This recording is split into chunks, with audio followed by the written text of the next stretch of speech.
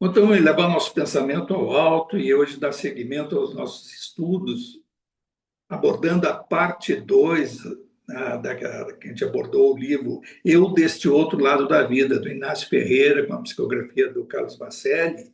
Essa obra maravilhosa que nos dá as impressões do plano espiritual, especificamente o nosso lar, a cidade Nosso Lar, que foi uma obra publicada através do espírito André Luiz e Chico Xavier em 1943. E hoje nós recebemos essa mensagem, né, que foi publicada neste ano de 2025 e que ela foi elaborada no ano de 2017, que até a gente, a semana passada, viu, né, que provavelmente tenha sido por uma questão que o Clarencio lá, e o governador divulgaram uma notícia sobre a mudança do governador de Nosso Lar e ele pediu sigilo. Provavelmente tenha sido uma das causas essa aí de ter deixado de lado a obra para não publicar um fato que ainda era sigilo no mundo espiritual. A obra começou, como vimos a semana passada, vou dar uma recapitulada bem rápida aqui. Começou com a formatura do Manuel Roberto, que era enfermeiro, fez o curso de faculdade no mundo espiritual, na Uberaba Espiritual, ou seja, tem uma universidade, né, como vários cursos, mas nesse caso, uma universidade para a formação de médicos, de medicina, na Uberaba Espiritual. Fez todo o seu curso.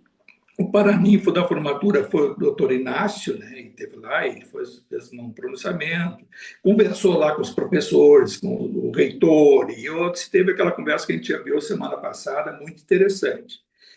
Mais adiante, já no segundo, terceiro capítulo, já trata das consultas. Já o doutor Manuel Roberto passa a ter um consultório ao lado do consultório do doutor Inácio e começa a atender pacientes, bastante pacientes. Né? E aí a primeira parte também desses capítulos, desses dois, três capítulos iniciais, dão relatos de casos do doutor Inácio, como ele já tem em outras obras que a gente já leu, já estudou, né? E são muito interessantes, porque cada caso ele relata o paciente espírito lá que pede uma consulta com ele, que é agendada, e em geral até ou são espíritas ou espíritas de boca para fora, ou aqueles teóricos do espiritismo, ou até aqueles que não acreditam em nada e que procuram por uma razão ou outra.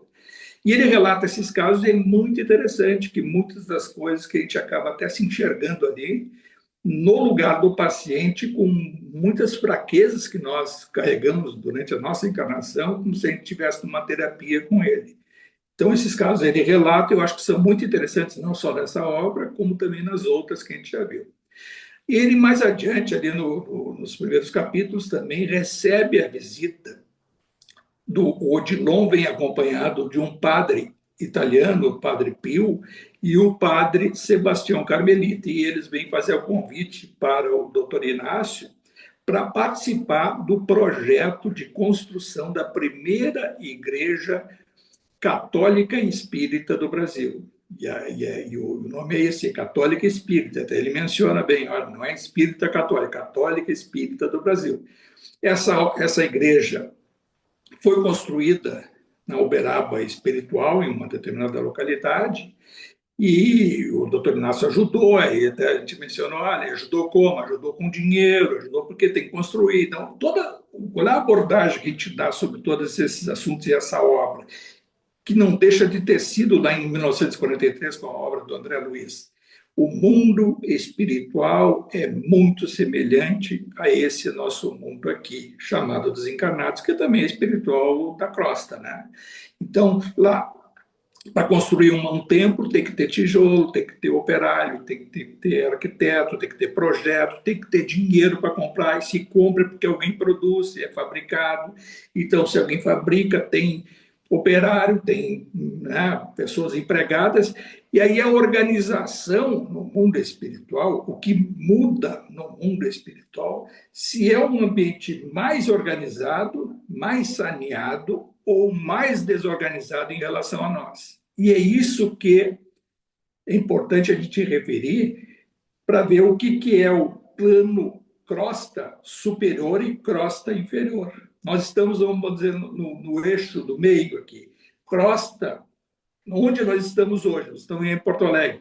Porto Alegre superior, Porto Alegre inferior. Mais organizada, menos organizada. Isso no mundo espiritual tem. O nome que a gente tem que ter, o nosso lar tem uma cidade, porque tem um nome. São milhares e milhares de cidades espirituais, onde há mundo da crosta, onde a crosta habitada, existe mundo espiritual paralelo. Né? Então, a gente chama, isso é referência, chamar de mundo espiritual. Nós também somos espíritos, só que estamos com um corpo chamado físico. Lá no mundo espiritual, eles também chamam de corpo físico deles lá, dando eu sou espírito, é espírito. Não, todos não, eu sou uma pessoa, sou um ser humano. E é assim que se dá. Bom, vamos aprofundar isso aí um pouquinho mais.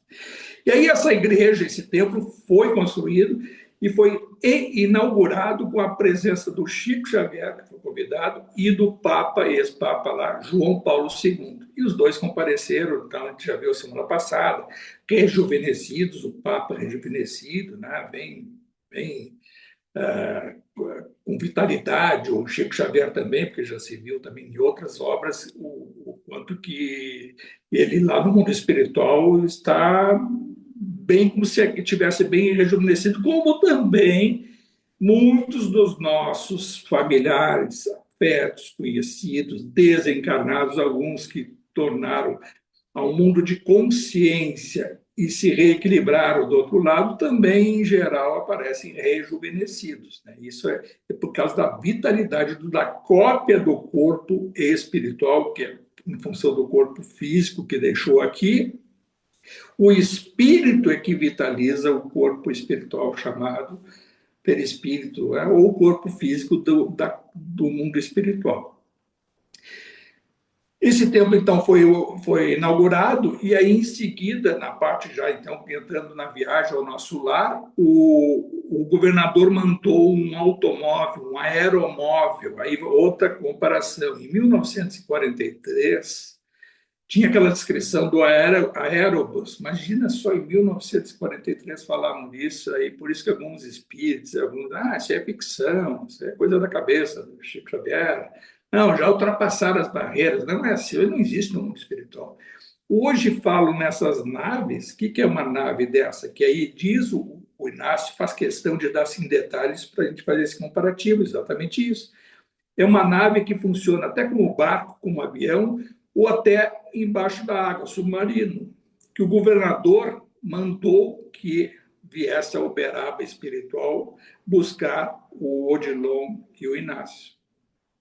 E aí a descrição que ele dá, uma nave silenciosa e provavelmente ele diz que era movida a energia, uma energia silenciosa, vai saber se é solar ou alguma coisa que a gente talvez não conheça hoje, mas hoje já existem essas naves, hoje já está aí o mundo nosso dos encarnados, aí o automóvel voador, essas coisas, o automóvel elétrico, por exemplo, que a gente conhece hoje, que não tem barulho nenhum, se não quiser não tem barulho, porque a movimentação não é como se conhecia antigamente. Então, imagine o comparativo de 1943 com o 2017, que foi elaborada essa obra, já muitas das coisas para nós já é uma realidade.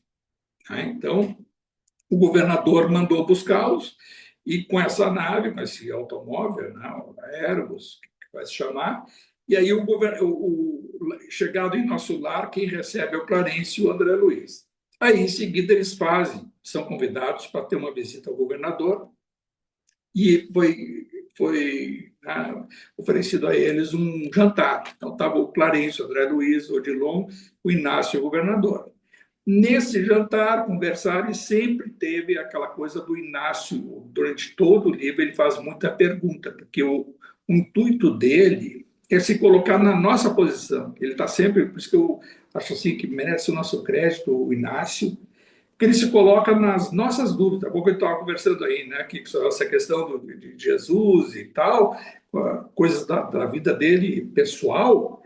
Muito disso eu acho que o Inácio gostaria de nos informar, mas tem coisas que o plano espiritual ou não autoriza ou não recomenda, né? Então, mas esses aspectos aqui no nosso lar, o próprio governador percebendo a curiosidade do Inácio disse, pode perguntar, doutor Inácio, pode perguntar. E já li o campo mental do Inácio, e aí o Inácio começava.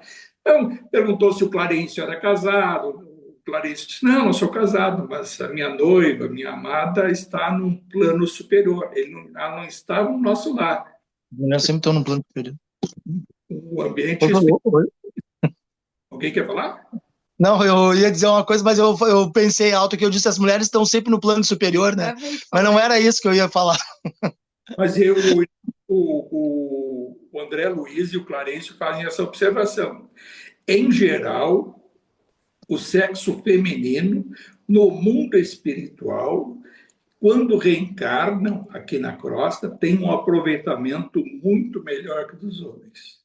E que, por isso, boa parte das mulheres, assim, dos espíritos que têm a persistência feminina nas últimas encarnações, são vistas. A gente pode ter vários exemplos. Vai pegar a Lívia lá do Emmanuel, né, do Públio Lentulus, pega a mãe do André Luiz também, que estava num plano superior, ele não conseguia nem ter a visita, tinha que dormir para ter os encontros com ela, e hoje a gente entende isso aqui, o Inácio, quando fala que se desdobrou dormindo. Aí vai essa do Clarencio contando da noiva e muitos outros casos, né, que a gente sabe.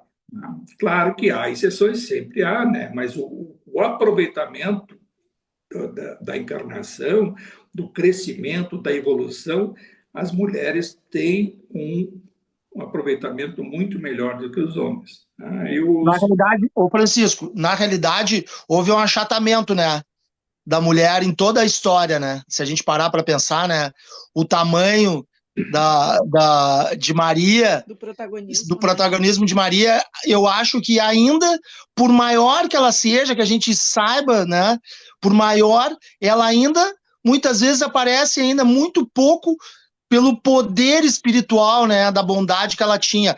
Madalena, Joana d'Arc, enfim, Joana de Cusa, todas essas mulheres que tiveram aí, né, se nós pararmos assim, claro, né, pela aquela questão que a gente já sabe, né, machismo, enfim, desde que o homem é homem, desde que a mulher é mulher, mas a gente vê, né, que eu acho que teve um achatamento, né, nesses milênios para cá, né.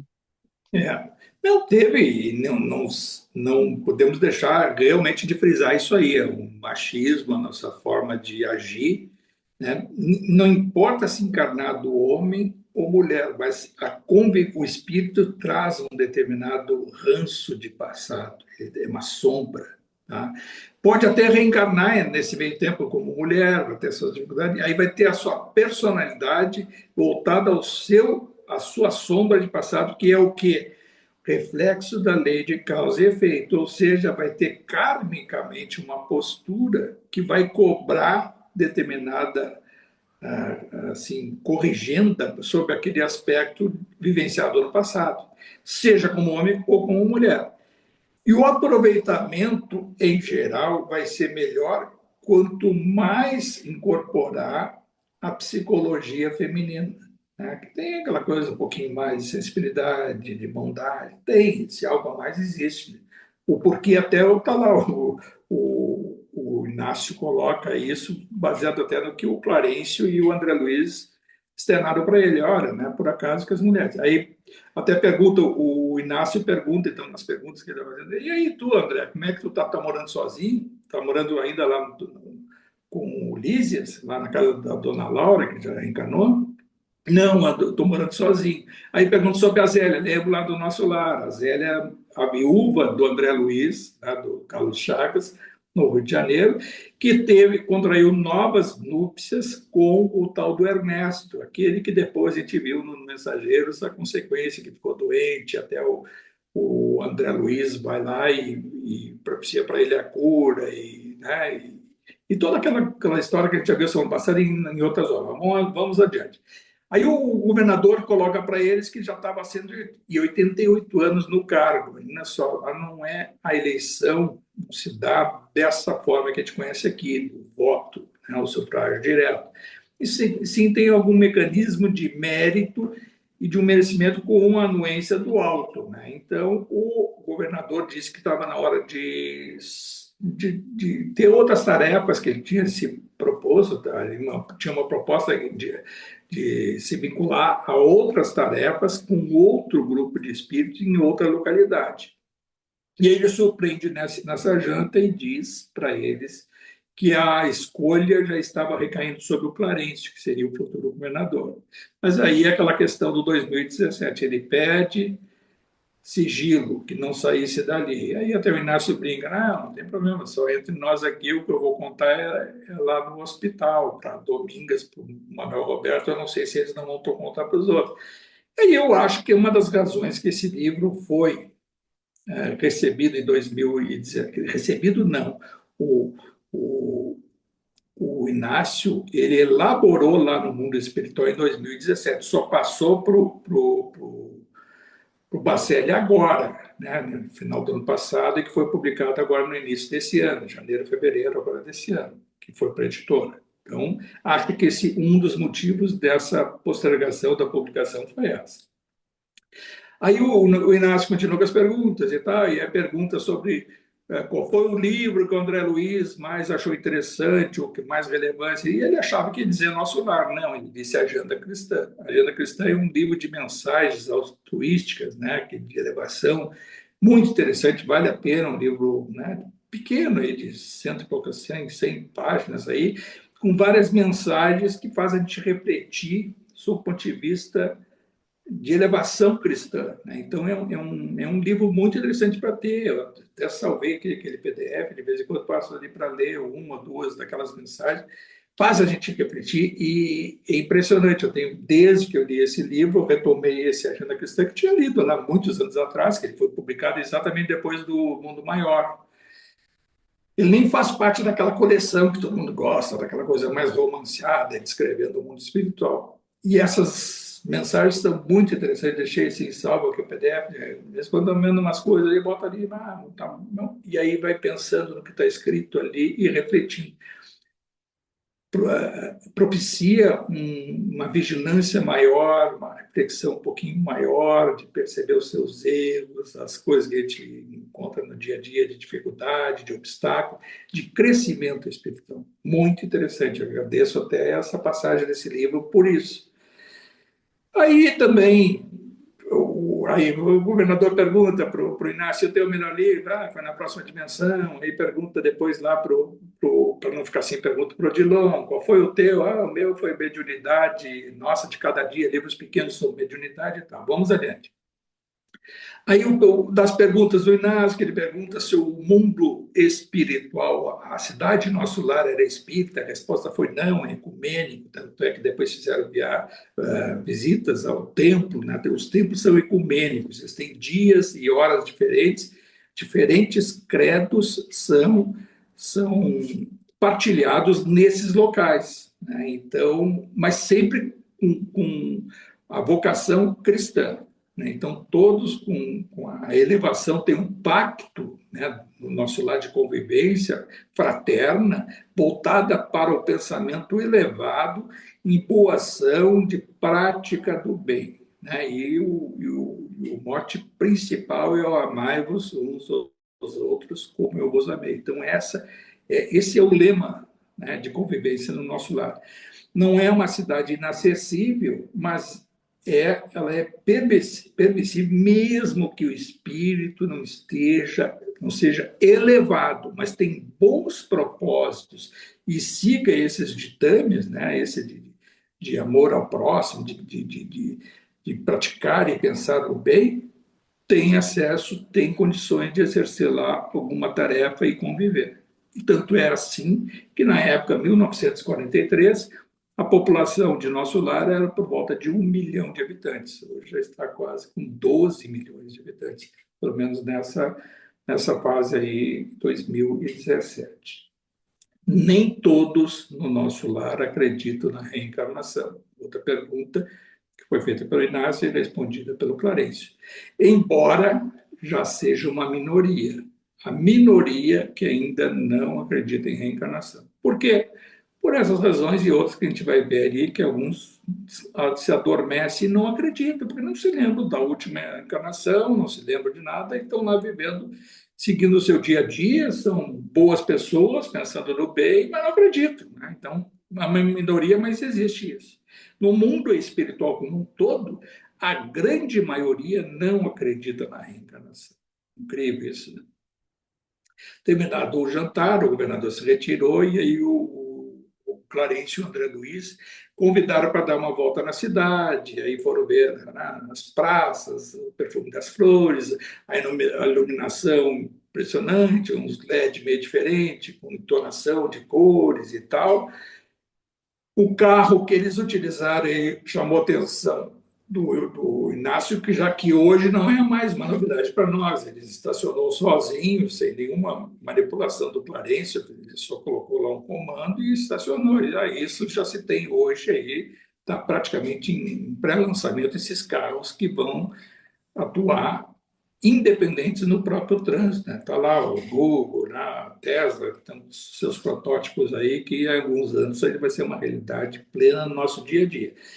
O Clarencio coloca, e o André Luiz frisa, o avanço tecnológico é muito importante porque dá condições ao ser humano, à individualidade, a ocupar o seu espaço de tempo, não manipulando situações mecânicas, e sim utilizar o que sobra de tempo para o crescimento espiritual, meditação, pensar na vida, pensar no universo, que é o que tem depois aquele exemplo que a gente viu semana passada nas árvores, que aí as praças, né, e o Inácio pergunta o que fazem aquelas pessoas ali que estão conversando com as plantas, com as árvores. Que isso aí é uma prática, né? É esse o tempo que, em vez de estar se dedicando à tecnologia, à utilização disso, daquilo, medita-se mais e tal. Tanto é que há biólogos que catalogam todas as árvores, elas têm um determinado sensor que é colocado, provavelmente seja algum chip, que faz leitura e acompanhamento individualizado de cada uma das árvores. Tanto é que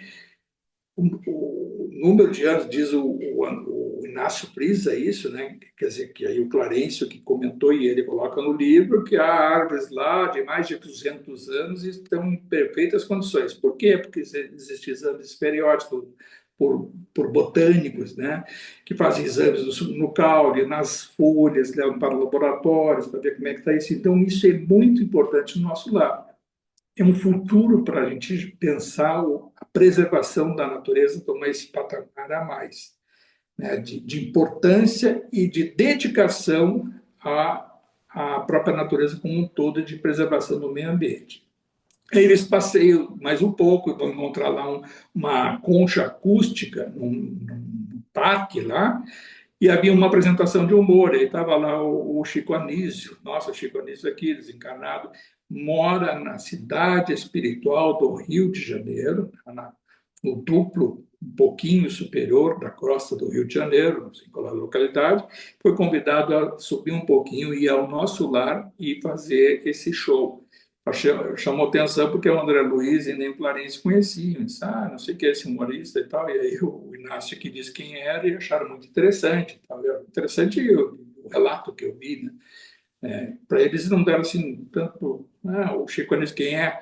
Não, era da época deles, né? Então, estão lá no mundo espiritual há quanto tempo e não acompanharam. Aí no retorno ao apartamento, ao edifício, né, onde eles ficavam, o apartamento deles, o Odilon foi ler, o Inácio foi dormir, ele teve um desdobramento e lá teve aquilo que eu já relatei semana passada, em desdobramento espiritual, no mundo espiritual, ou seja, deixou o corpo espiritual dormindo e saiu em espírito. Mais sutil, quanto mais a gente se desdobra, mais sutil o espírito vai com seu envoltório para o outro lado. E do outro lado ele teve um encontro com um espírito, que aí teve aquela passagem, a semana passada tive lá, que há 2000 anos atrás foi uma cristã que foi levada à fogueira e tal, e depois nunca mais reencarnou na Terra, segundo que depois veio a dizer o Clarencio e o André Luiz que conheciam esse espírito, e ela se chamava Si, a última nota das notas musicais da divindade, que aí ela faz uns comparativos lá, a gente viu lá o Dó, Ré, Mi, Sol, Lá, Si, Si é a última nota, e que ela era chamada Si, que até o Inácio depois chama minha sininho e tal e tal.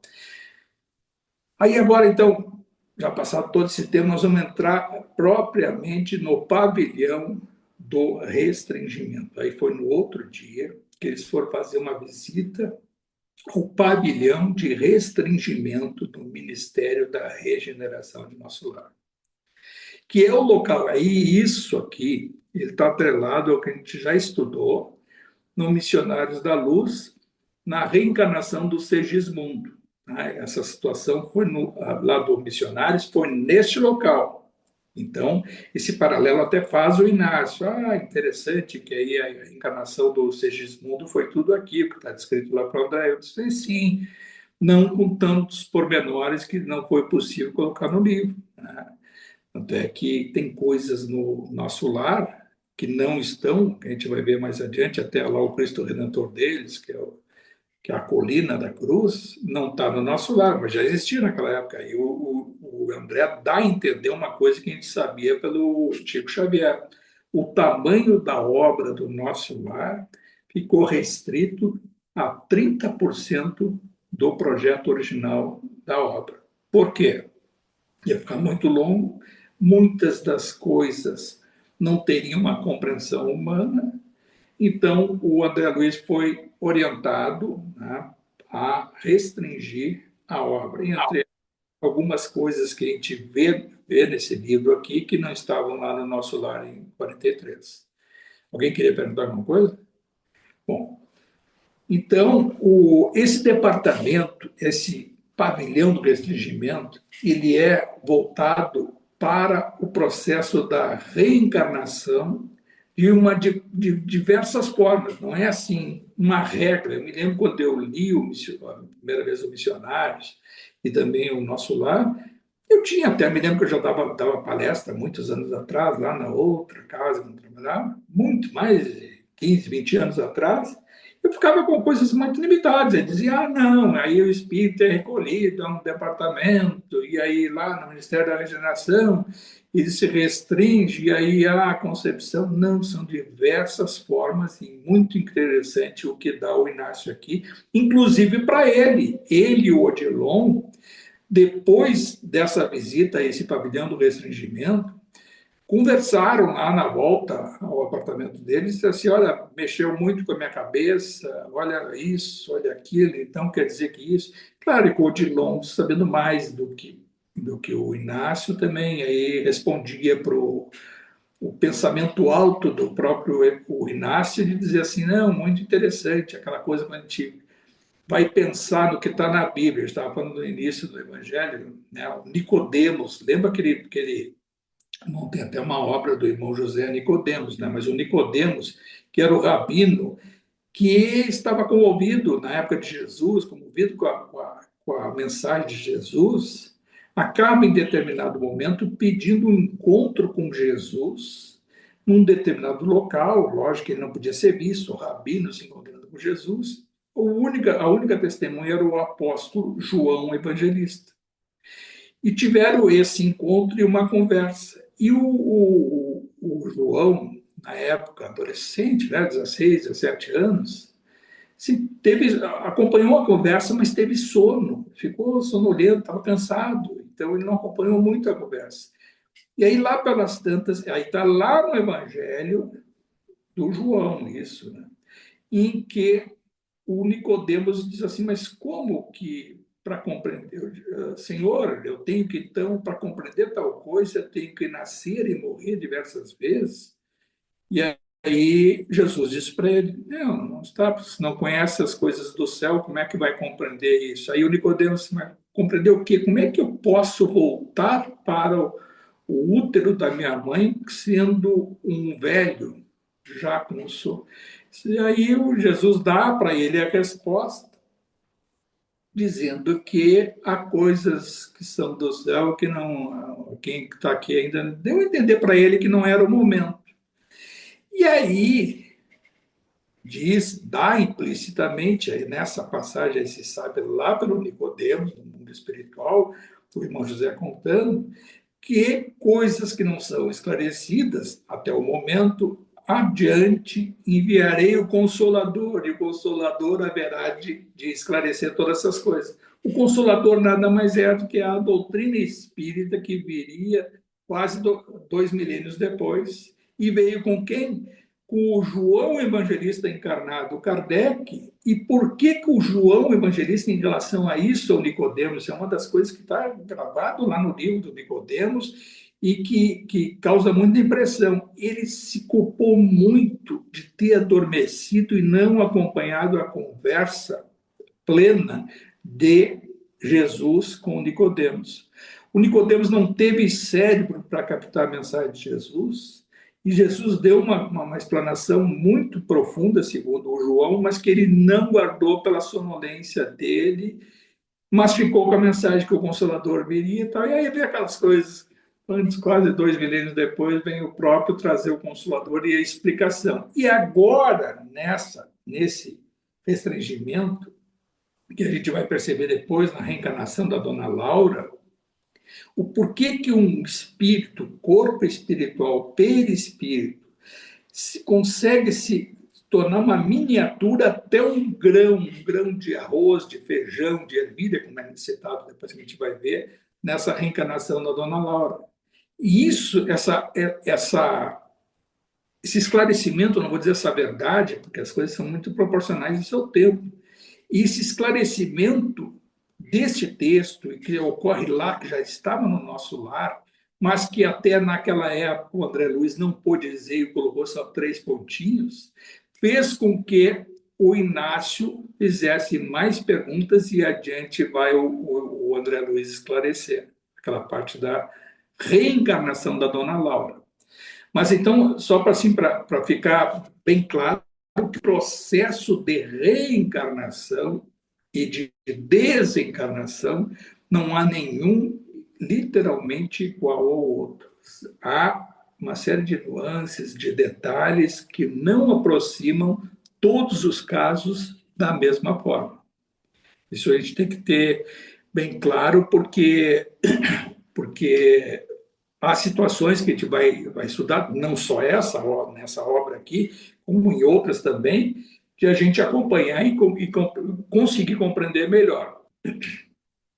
Então, nesse departamento estaria o Inácio com o Odilon e fazem também muitas perguntas. Notamos que esse prédio aqui do pavilhão do restringimento, ele é meio isolado. Ele disse, não, aqui exatamente não pode ter barulho, é isolado, não passa nem, não tem nem tráfego, né, de veículos aqui perto, porque tem que ter um isolamento acústico, um ambiente de elevação, de respeito aos, ele fala, os embriões que aqui estão em incubadoras, aguardando o momento propício ao reencarne. Isso aí é a cabeça do embriões, sim, de diversas formas, espíritos são acolhidos nesse ambiente e que para nós, a nossa linguagem, para quem aí já estudou outras obras, nada mais são do que também os ovoides, que chama dos embriões, ovoides.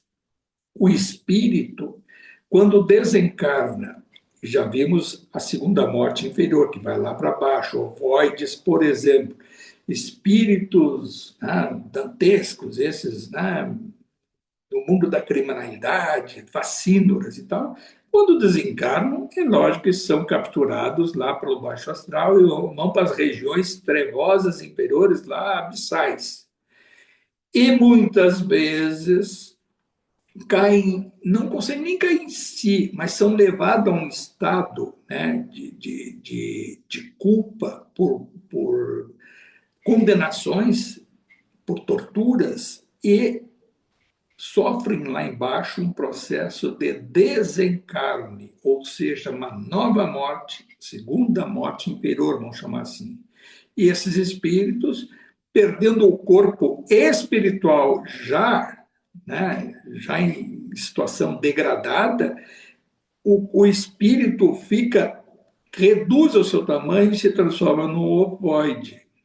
Há espíritos que, de tempos em tempos, resgatam esses ovoides e levam para incubadoras, levam para ambientes de espera. Eles ficam, como se fala incubador, é isso, de espera para que eles venham a ter uma nova oportunidade de reencarnar, ou, quem sabe, for os seus afetos, ou algum méritozinho que eles tenham de passado, são resgatados e acolhidos a áreas intermediárias para um longo processo de reencarnes sucessivos, né, difíceis.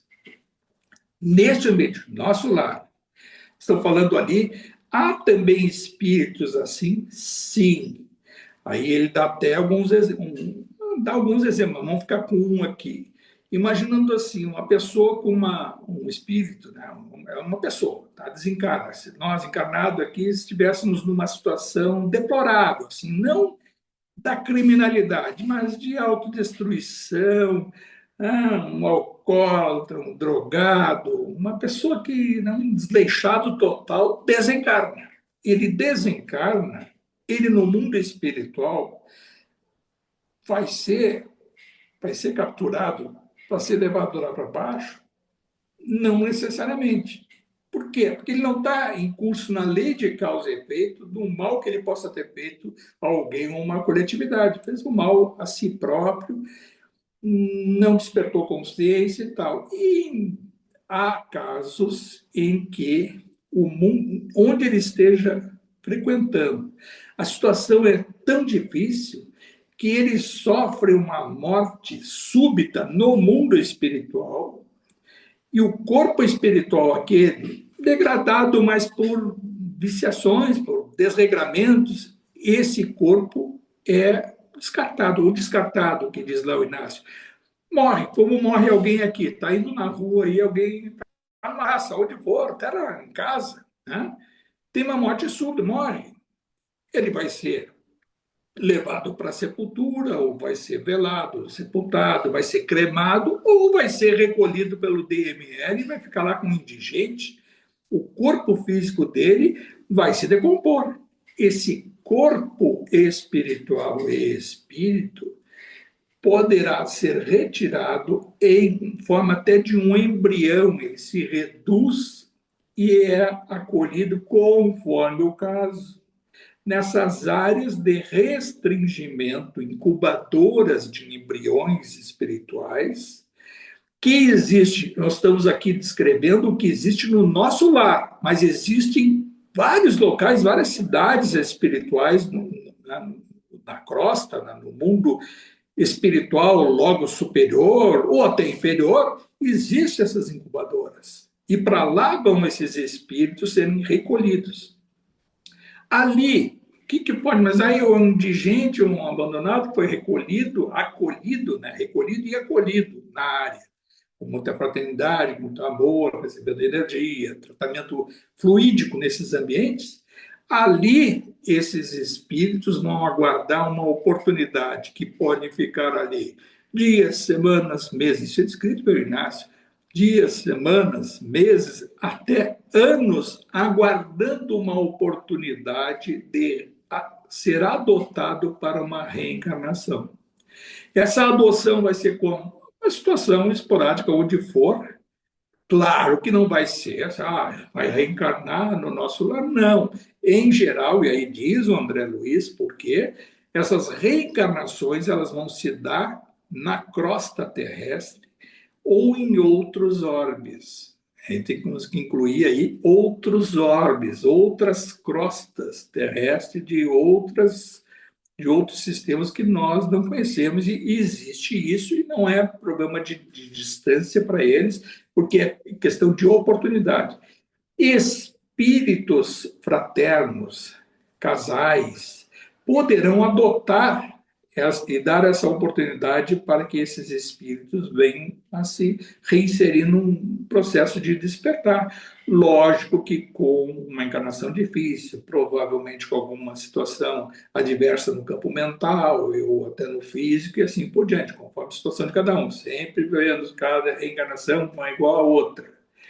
E aí, essa é uma das situações em que aí faz a reflexão do Inácio, perguntando para o Odilon para mim já sabia, e aí está a chave para compreender uma série de situações de reencarnes e desencarnes que a gente parece não entender.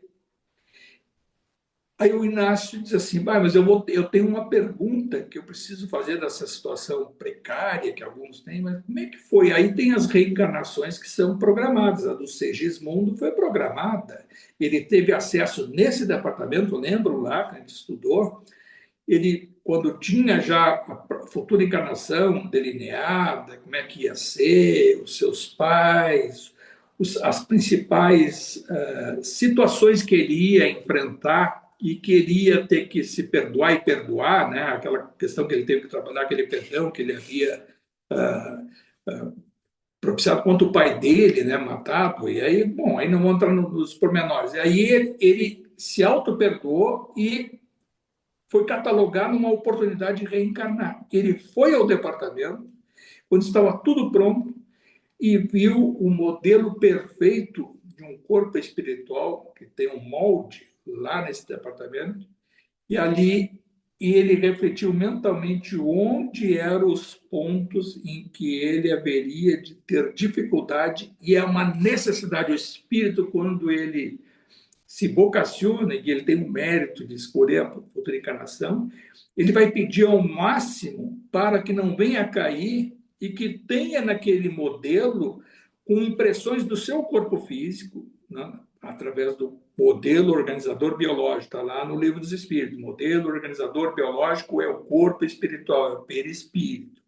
Então, ele está com o seu corpo espiritual programando uma futura encarnação, olhando o modelo perfeito, ali ele projeta o ponto no órgão, na localização, em determinada situação, onde ele vai poder fraquejar e tem que ser para ele um alerta. E aí ele pede para vir com determinadas dificuldades em tal órgão e assim por diante. Isso aconteceu com o Segismundo e não aconteceu com a Laura, que a gente vai ver agora, porque era um outro espírito, né? Cada situação é uma situação. E aí, então, lá os espíritos são preparados dessa forma. Em geral, quando vão passar por um processo de desencarne lá nesse departamento, o seu corpo espiritual, quando é lá nesse local, ele vai ser, ele vai falecer, o espírito e corpo espiritual vai sair daquele corpo físico do mundo espiritual, lá no caso do nosso lar. E lá aquele corpo espiritual vai ser descartado, vai ser lá, é a prática já, 100% dos casos de cremação. E aí é dada a família cinzas e tal, aquele processo. E aí o restringimento desse corpo espiritual e espírito vai ser miniaturizado a um tamanho necessário para ser fecundado na futura reencarnação. Isso quando é nesse departamento de restringimento. Há casos, e aí o Inácio faz a pergunta, que existe a reencarnação mecânica ou compulsória? Ele disse, sim, existe. O que é a reencarnação compulsória ou mecânica?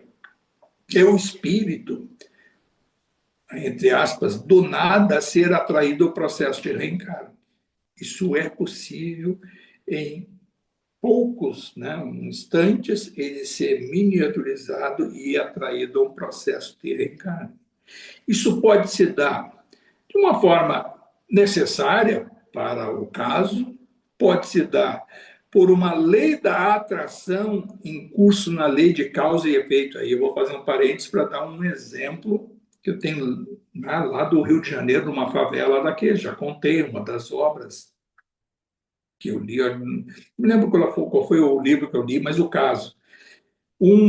Espíritos que estavam junto com um grupo de favelados, drogados, né, traficantes de drogas, né, criminosos.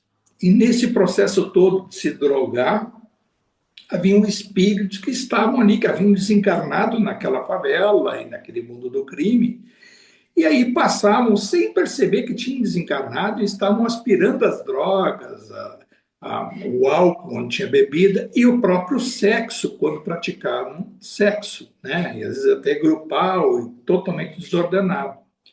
E aí, neste caso, um espírito, e é um espírito feminino, que estava, né, aspirando drogas e tal, e estava praticando o sexo junto com outros que estavam ali naquele ambiente, o mundo dos encarnados e desencarnados.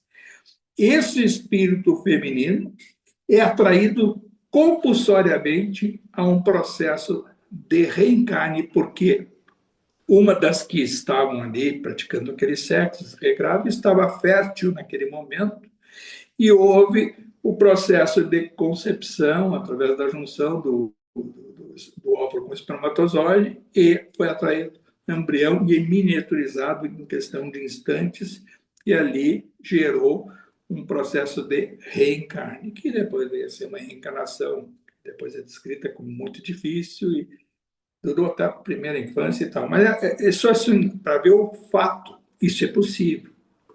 É possível sobre esse lado mais degradado, negativo, como também é possível dos casos fortuitos, por exemplo, lá do nosso lar, que ele não deu nenhum exemplo lá de como se dá. Se foi feita a pergunta se existe isso lá também, existe, mas existe sob o ponto de vista da oportunidade. Então, nem todos, mesmo no nosso lar, passam por esse processo lento e gradual de restringimento.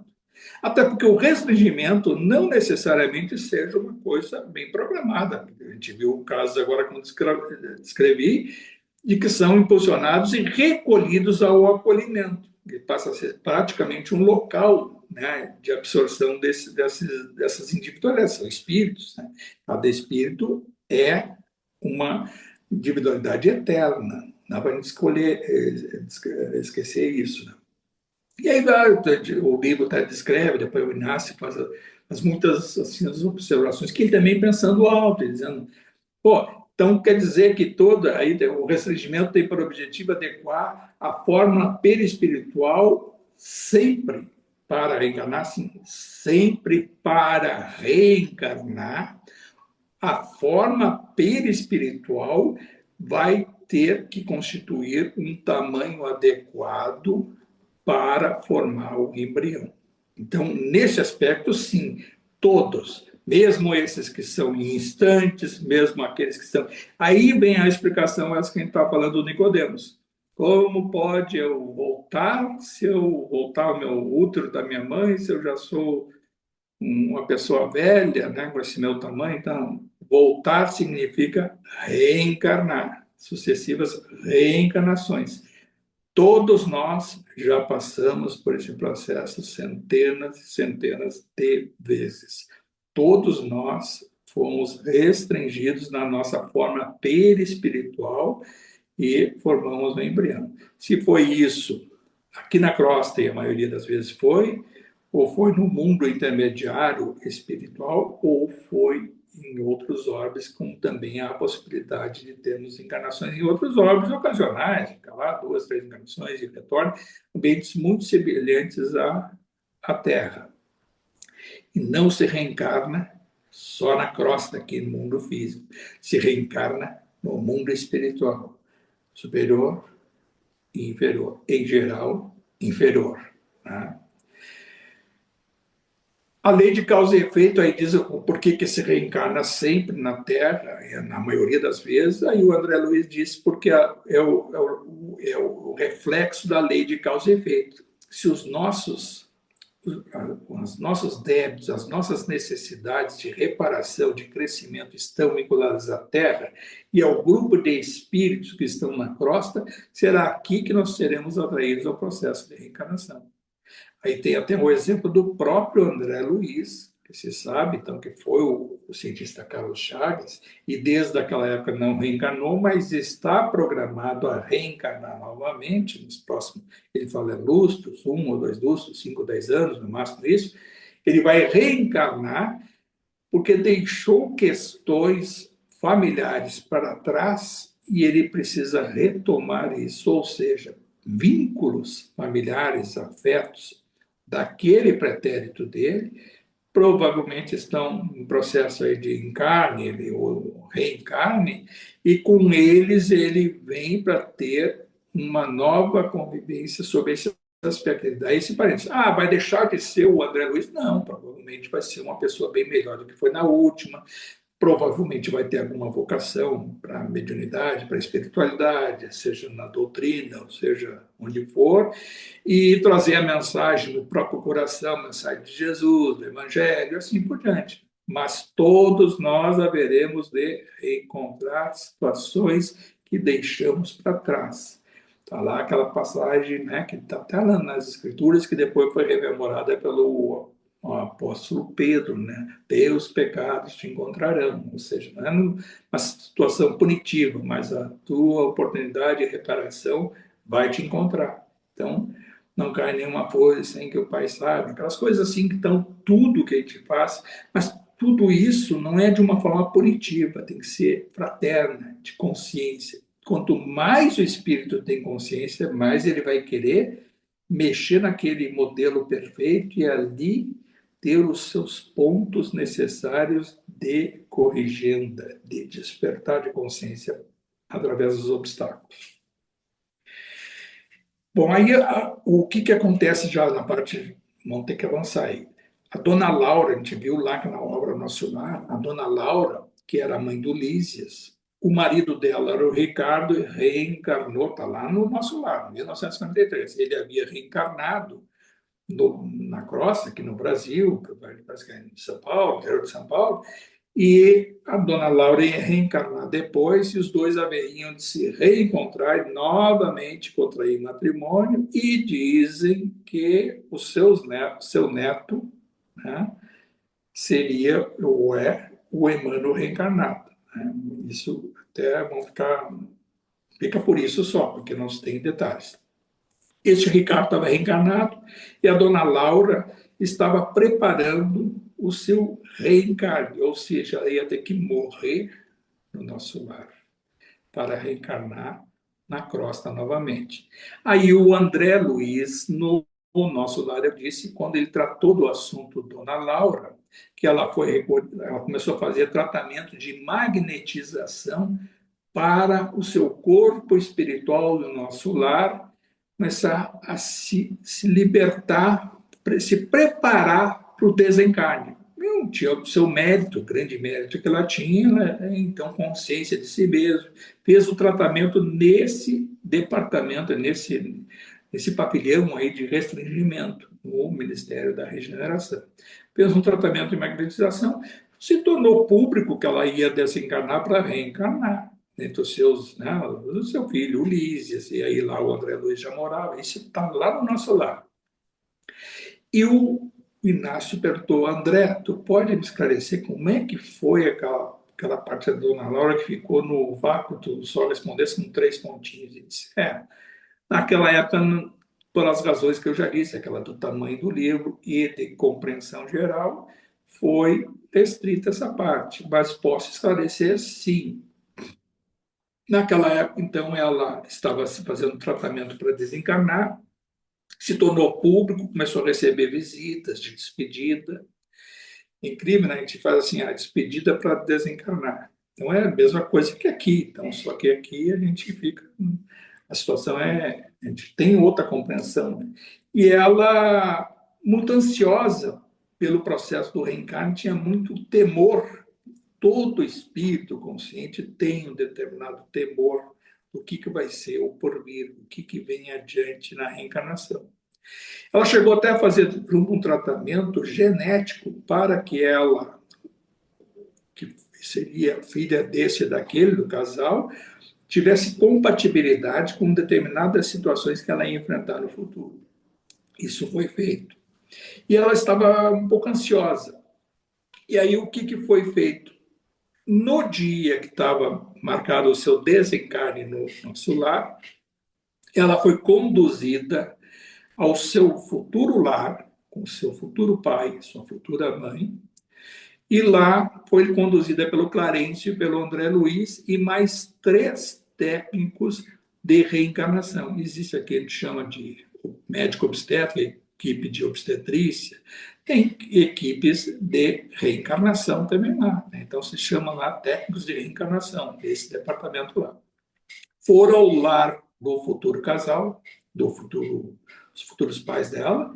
E aí ela já chegou lá um pouco mais sonolenta, ela estava muito cansada. O Clarencio disse, eu cheguei ao ouvido dela e explanei algumas palavras de confiança para ela se sentir firme, né? Que todo o projeto ia dar tudo certo. Ela não estava no departamento de restringimento, ela já estava no lar onde seria atraída a reencarnação. Veja a situação. Há pouco eu dei um caso meio, né, meio dantesco lá na favela, coisa, atraída à reencarnação. E ela também, só que não vai se restringir lá no pavilhão de restringimento, e sim no próprio lar, futuro lar. O Clarencio e o André Luiz observaram que os seus pais, o pai e a mãe, estavam com seus afazeres domésticos ali, tinham jantado, estavam arrumando louça, as coisas ali, e estavam se preparando para dormir. E a dona Laura adormeceu perto do leito deles, né? Certo, um duplo de alguma cama ali, onde era o leito onde dormia o pai, o futuro pai e a mãe.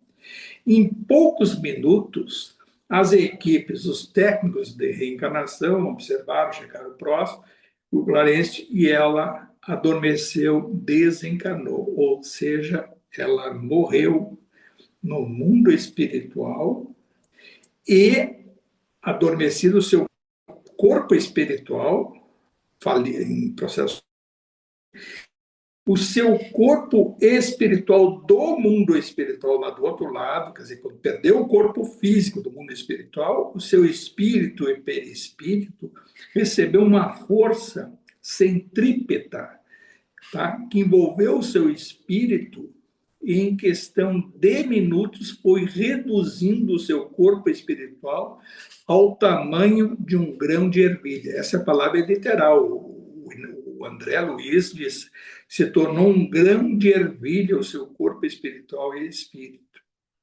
Em seguida, o casal se recolheu ao leito, né? Começaram as suas carícias e tal, houve o ato sexual, e quando foi iniciar, ele frisa bem, aí se retirou o Clarencio, se retirou o André Luiz e as equipes técnicas de reencarnação que levaram o corpo falecido, o corpo da dona Laura, levaram para a cremação e posterior envio das cinzas à família do Lises, que ele pediu para não assistir, mas queria receber as cinzas. Então saiu lá, o André Luiz e o Clarencio foram para a sala, houve o ato sexual, e em questão de minutos houve a concepção efetivada do corpo espiritual e espírito de Dona Laura, que vai formar aquele grão de ervilha que vai formar o futuro embrião.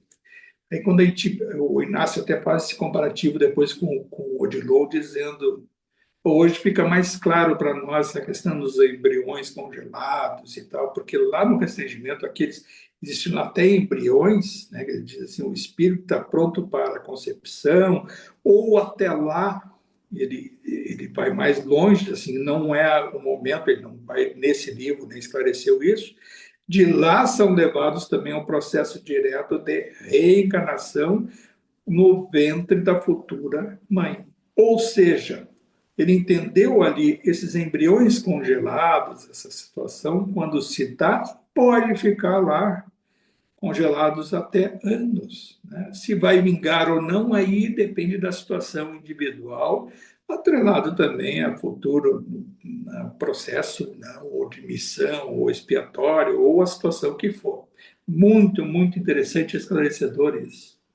Aí o André Luiz disse assim, olha, tudo isso em relação à dona Laura é um dos casos que pode ser muito peculiar, mas é corriqueiro nesses espíritos que alcançaram a virtude, né, e os seus méritos e a compreensão da vida como um todo, essa concepção de ter, como diz ali o Clarence, ter a confiança de que vai dar certo, a confiança porque crê que a coisa é assim, esse processo se dá dessa forma, e não o misterioso, não o que gera temor. O esclarecimento é a melhor forma para a gente perder o medo. Aí o André Luiz disse, o Chico Xavier contava no mundo espiritual para ele, e aí, claro, em desdobramento, aquelas coisas que ele tinha vinculação com o Chico Xavier, que quando o Chico Xavier, que foi o Kardec, né? Então, em 1869, ele desencarnou, ficou 40 anos na espiritualidade até reencarnar em Pedro Leopoldo com o Chico Xavier. Ele, durante esses 40 anos, ele se preparou muito nas esferas superiores, né? Nas pairagens crísticas. Ele teve muitos encontros com Jesus e Jesus tinha muita confiança no projeto futuro dele. E ele dizia, cada vez mais eu me sentia, né, muito mais responsabilizado e parecia que eu tinha um peso comigo. E ele, o Chico Xavier, conta que mesmo, a gente sabemos nós tudo que ele foi, né? Foi Kardec, foi lá, Chico, Francisco de Assis, foi João Evangelista, foi muitas outras encarnações nesse meio que a gente já tem, já foi até divulgado aí. Mas eu digo assim, a responsabilidade perante Jesus, ele tinha um temor terrível de não conseguir, perante Jesus, de ser condizente a toda a confiança que Jesus tinha nele. Ele podia cair. E ele, neste momento, em que ele pôde ter uma abordagem do seu futuro corpo físico e da situação adversa, e olha, não foi uma encarnação fácil, né? Foi lá, perdeu a mãe com 5 anos, e depois foi criado por uma tia que torturava ele, e dava coisa, e depois a própria mãe que aparecia para ele, e aí ele ela prometeu que ia mandar um anjo do Senhor para ela, e aí foi a segunda esposa do pai dele, que aí criou, foi a segunda mãe dele, né? Foi uma infância muito difícil, e depois também adulto, criando os irmãos, né? E aí o André Luiz diz assim, ó, ele pediu, no momento em que ele fez esse projeto dele futuro, ele que não queria ter nenhum atrativo físico, ou seja, entre aspas, queria ser feio, não queria ter atrativo físico. Ele queria vir cego pelo menos de um olho, né, para ter dificuldades. Ele tinha, aí você sabe, ele teve lá, o Francisco de Assis teve o tracoma aquele, né, e ele veio com essa marca, ele deu energia para que aquela dificuldade, provavelmente programando, baseado no passado, na época de Francisco de Assis, aquele olho cego, aquele tracoma, foi muito importante para ele não se desvirtuar e tudo, e aí ele pediu para ser cego no olho.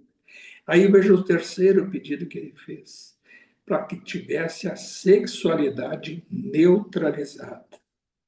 Ele nunca exerceu a sexualidade dele por problemas físicos, genéticos, seja o que for. Então, até eu contei uma vez, né, que até chegou a ser acusado uma vez de ter engravidado uma pessoa e disse, pô, eu quero que um médico venha para ver qual é a minha situação, se eu posso não ter feito isso, né? Então, neutralidade na sexualidade dele. Foi incrível isso. Bom, vamos fechar então com Dona Laura e tudo, eu vou passar bem rápido, aí eles saem dali desse departamento aí, vão para o trânsito, Clarencio, André Luiz, saíram no veículo e tal, no veículo aéreo, né? Mas com rotas, né? Tem rota, não sei como é que se dá isso lá, e eles notaram adiante que houve uma colisão de dois veículos, e deu um clarão, e o Clarencio disse para ele, vamos nos aproximar e vamos ver. Aí eles, né, se aproximam e o Inácio relata. É incrível que houve a colisão e dois airbags, como se fossem dois paraquedas, conduziram os dois veículos até o solo. E aí a expectativa de achar que alguém se feriu, não, nenhum se feriu e tal. Os dois ocupantes, os dois pilotos, os dois motoristas, né, que saem, um pedindo desculpa para o outro, se cumprimentaram e, tu está bem, né? Não foi, chamou muita atenção do Inácio isso, né? Não houve nenhuma altercação, nenhuma discussão, nenhuma. E aí o Clarencio esclarece, dizendo que houve uma pane no sistema de automação e que a culpa não foi nenhum dos dois e que isso às vezes é esporádico, mas acontece. A gente vê, né, essas coisas, o carro com automação, com autonomia de transporte, pode ter, uma pane no seu sistema. E lá também teve pane no sistema. Agora vem mais uma questão. O Clarencio diz assim: não houve culpa de nenhum dos dois. Esses dois veículos, aí já estava ali uma ambulância que chegou para ver se tinha ou não, fazer alguns exames aqui, e já chegou também um carro de transporte para levar os dois veículos.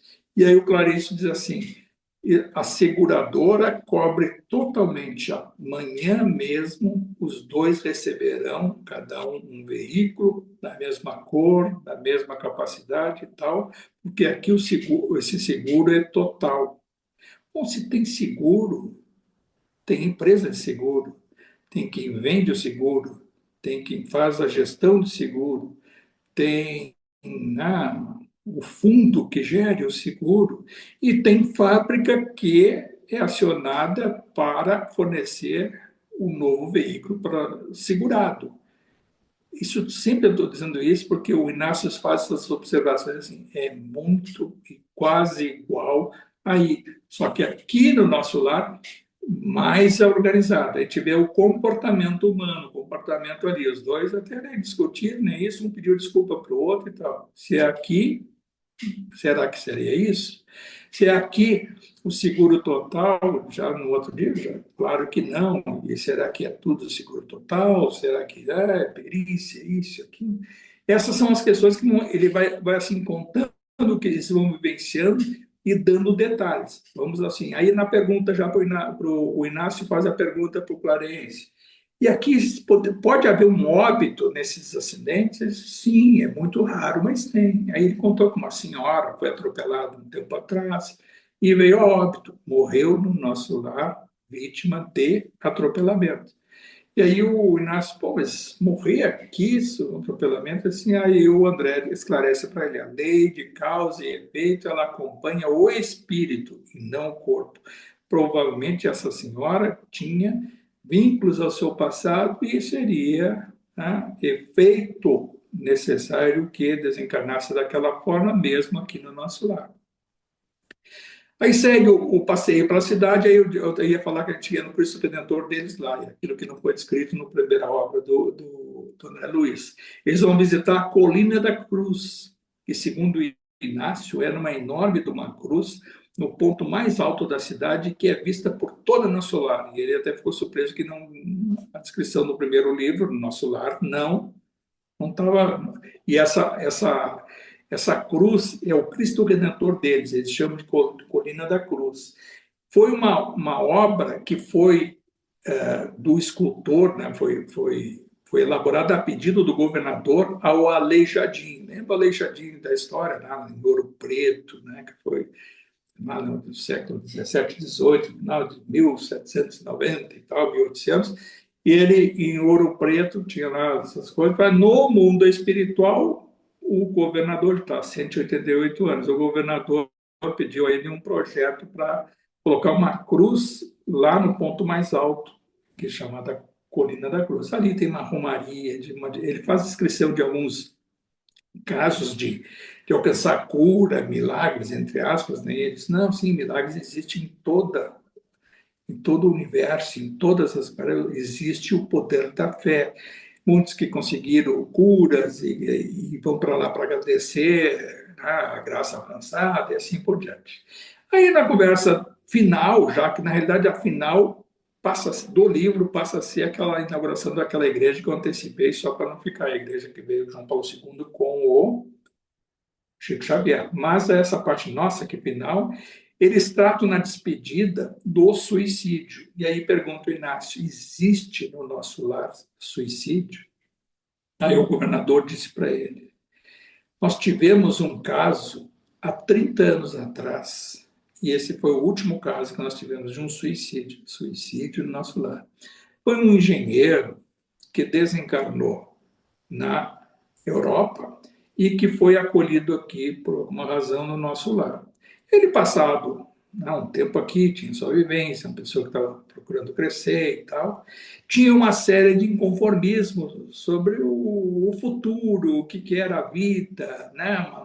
Fraquejou muito na sua própria fé, passado alguns anos, e ele foi num edifício alto aqui em nosso lar e se atirou de lá, mas deixou uma carta. Nessa carta, ele colocou todos os seus, sua melancolia, os seus conflitos, a sua concepção de vida, o seu poder da fé, o que que é o amanhã, o que que essa vida representa para nós. Esse caso, aí diz o governador, acabou sendo, e até hoje ele disse, um estudo de caso em que todos os grupos, os grupos de acolhimento, de meditação, de elaboração, de discussão pública, essa carta e esse caso são estudados. Desde aí nunca mais houve um suicídio. E aí ele mesmo, o Inácio, fica assim, pô, mas 30 anos atrás, aí o Odilon e o Inácio, pô, mas na nossa Uberaba, lá, Uberaba é espiritual. Só no último ano foram mais de 30 suicídios, fora as ameaças, que são as centenas, que não se consumou.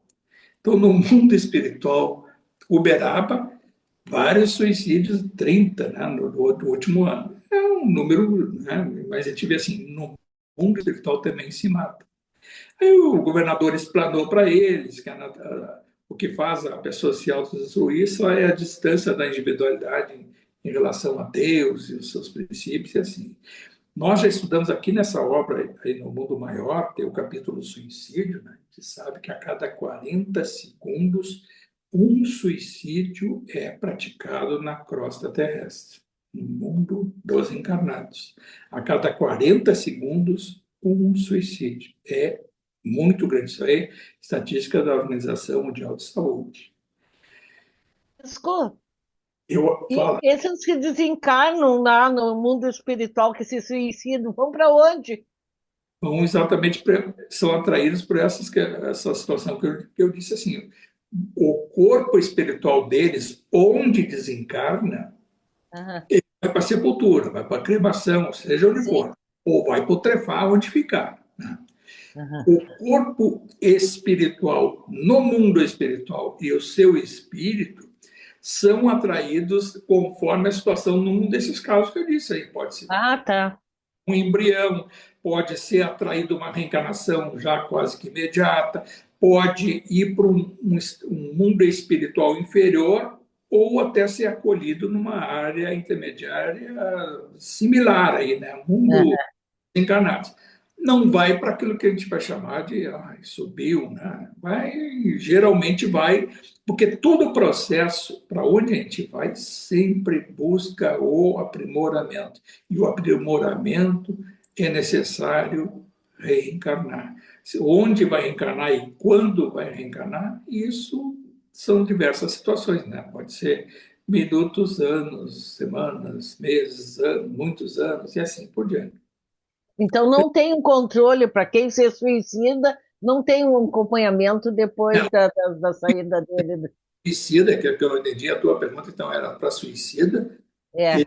autodestruição, o suicida ele tem uma tendência psíquica de se autoatrair ao lá para baixo. Por quê? Porque quando ele se propõe a se suicidar, ele pensa no nada, ele pensa o sono eterno, fugir de si mesmo. E Aham. quando ele se dá conta que ele se toca e coisa, e aí é questão de minutos e ele vai caindo, cai como uma coisa que vai chegar num solo em que ele vai olhar para os lados, vai enxergar pouco e vai ouvir alguns clamores, alguma situação. E conforme for, aí existe muito, hoje o mundo dos suicidas já está muito saneado em relação àquele do Memórias de um Suicida, da Uhum. Raul Pereira.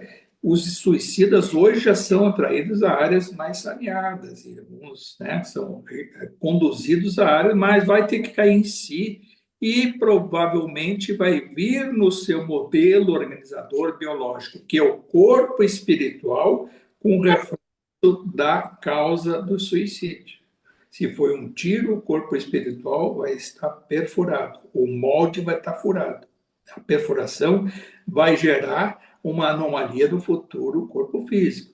Se for um envenenamento, um enforcamento, coisa, aí vai ter aquelas situações. Isso aí é um processo, né? Mas é muito delicado isso que a gente fala, porque o número de suicídios é muito grande, e aí a gente fala essas coisas, e às vezes as pessoas se abalam porque, o fulano que eu conheço, isso, aquilo, cometeu suicídio. Todos nós conhecemos alguém que cometeu suicídio. É uma situação difícil, precisa de muita oração direcionada a esses espíritos. A gente se lembra lá, mesmo no Memória de Suicídio, o Camilo Castelo Branco, quando ele dizia que lá embaixo, quando ele estava, de tempos em tempos recebia uma réstia de luz que dava para ele uma paz interior e um conforto, mesmo naquelas regiões difíceis lá do Vale dos Suicidas. Era uma tia dele que em datas comemorativas, tanto dele como em geral, orava muito por ele e seguia orando. Cada oração vinha com um raio de luz que chegava lá embaixo e dava para ele uma paz e um conforto. Pessoal, nós avançamos muito no horário, mas foi necessário. Agora tem que ver uma reflexão que a gente tem que ter. Todos nós podemos cair, todos nós, mas uma situação que é muito importante a gente se dar conta, que diz os espíritos superiores, que quem realmente, quando conhece verdadeiramente Jesus, o Evangelho, essa forma de agir, de pensar, recebe muita força para sustentar todas essas dificuldades e enfrentar os obstáculos da vida, mesmo nesses momentos que a gente fraqueja. Porque todos nós, às vezes, em algum momento, mesmo que a gente está estudando essa obra aqui, já teve o nosso lar, eu já pensei em algum momento, será que tudo isso é assim mesmo? Será que não é tudo isso? Tudo podemos pensar nisso. Mas assim, mas aí, tudo isso viria ao acaso, essas informações? Para muitos espíritas, até que não querem ir para essa vertente do esclarecimento, de buscar detalhes sem querer usar o espiritismo não é isso, né? E aí fica com aquela ideia de espiritismo é os fantasminhas e tal. O espiritismo nada mais é do que um relato, uma forma de nos consolar de que a vida continua do outro lado. Ela continua literalmente como é hoje. O que vai mudar do outro lado? É conforme a gente cair em si da consciência, para os seus erros, ou muitas vezes as suas loucuras do outro lado, vai ser atraído a esse ambiente do outro lado. Se for um ambiente de reflexão, está meio caminho andado para tomar consciência. Se for um ambiente de fantasias, quando ele vai continuar com as fantasias lá do outro lado e vai se inserindo lento e gradualmente, poderá ser atraído novamente aos processos de reencarnação que nós já passamos muitas e muitas vezes. Nós, cada um de nós, quem está aqui ouvindo e um dia vir a ouvir ou ter contato com esse assunto aqui dessa forma, pode saber que já passou por experiências do passado, deste vai e vem. E a grande proposta de esclarecimentos como esse, do Dr. Inácio, do Odilon, através do Bacelli, é de nos trazer mais instrumentos para mais a gente se dar conta do que a gente vai vivenciar lá do outro lado, não é tão diferente de tudo que a gente está lendo aqui. Vai facilitar bastante.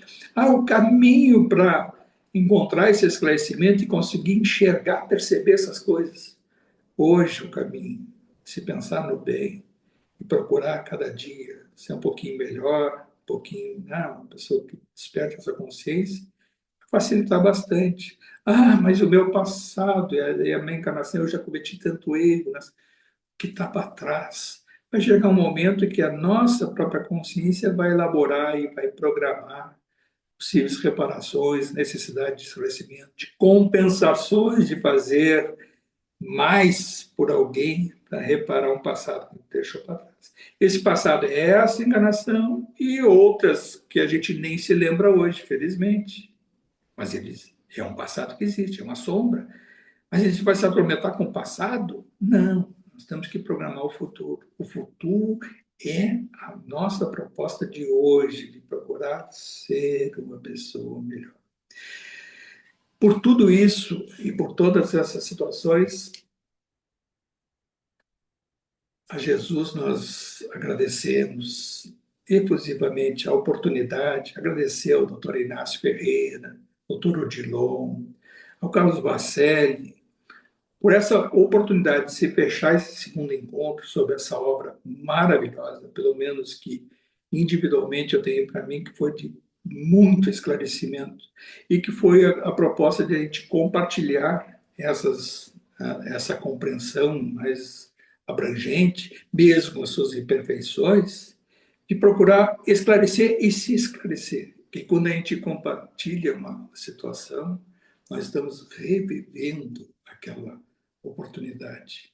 Por isso e por todas essas coisas, nada mais fundo do coração é a gratidão. A gratidão ao alto, a gratidão a Jesus, a gratidão a todos aqueles que, em nome do mensageiro, do nome do Senhor, nos dão essa oportunidade e que tenho certeza que vamos ter a oportunidade também de compartilhar com eles. Seja nesse nosso meio, no mundo dos encarnados, no mundo chamado invisível, o mundo espiritual, através do nosso desdobramento do sono, emitir a nossa energia sincera de gratidão.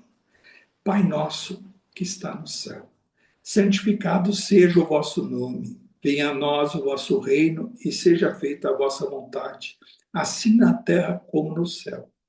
O pão nosso de cada dia que nos dai hoje. Perdoai as nossas ofensas, assim como nós perdoamos a quem nos tem ofendido. E não nos deixeis cair em tentação, e livrai-nos de todo o mal, Senhor, e que assim seja. Muito obrigado, pessoal.